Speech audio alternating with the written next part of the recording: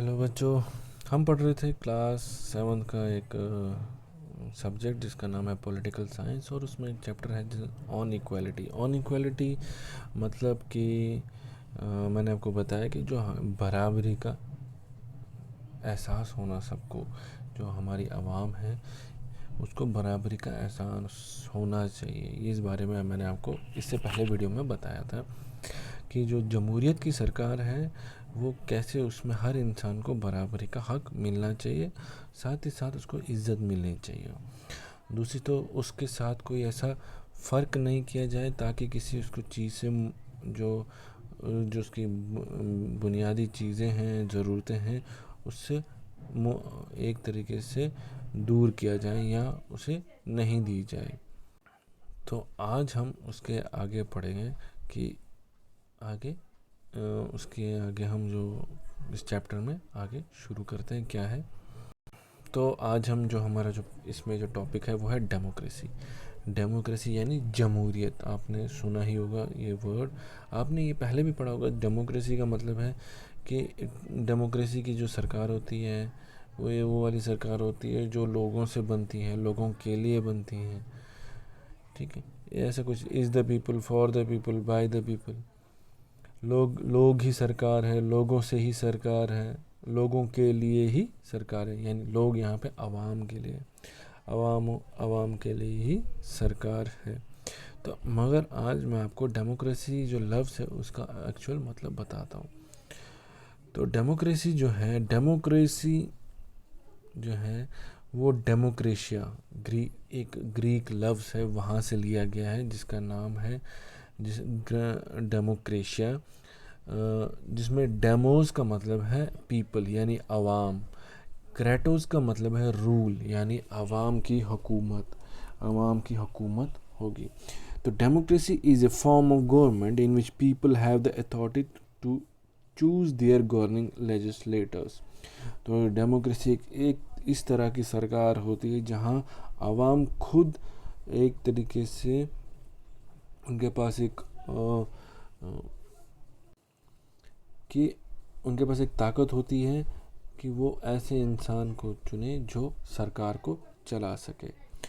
India is a democratic country. India जो है democratic country, आपको पता ही है कि यहाँ जमहूरियत की सरकार बनती है। Elections are held in every 5 years where people can choose their respective representative for their country.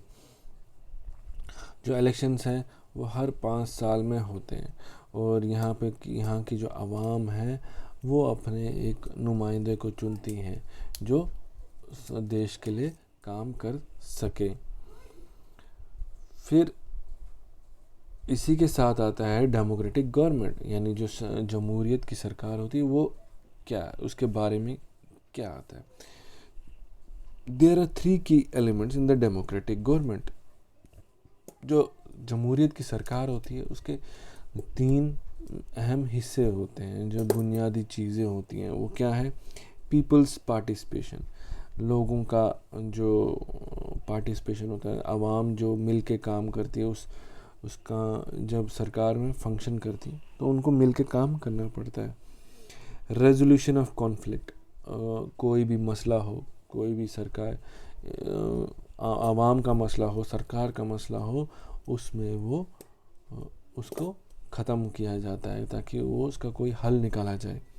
Equality and justice for all, बराबरी और सबको इंसाफ मिलना, वक्त पे इंसाफ मिलना। किसी को किसी काम में दिक्कत, किसी को किसी चीज़ में दिक्कत, कोई किसी के साथ कुछ बुरा हुआ तो उसको इंसाफ मिलना ज़रूरी है। Of these 3, equality has the greatest influence on how democratic government work.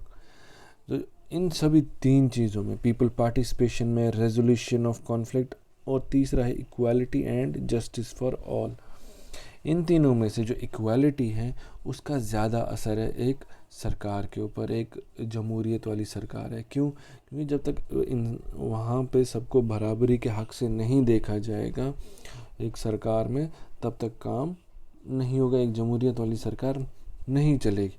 अगर किसी को कम या ज़्यादा समझने लगे एक जमहूरियत की सरकार में, तो वहाँ पे वो सरकार फेल हो जाती, वो डेमोक्रेटिक गवर्नमेंट नहीं मानी जाती है। तो उम्मीद करता हूँ आपको ये टॉपिक यहाँ पे समझ आया होगा। इसके आगे हम अगले वीडियो में पढ़ेंगे। ठीक है बच्चों, थैंक यू सो मच।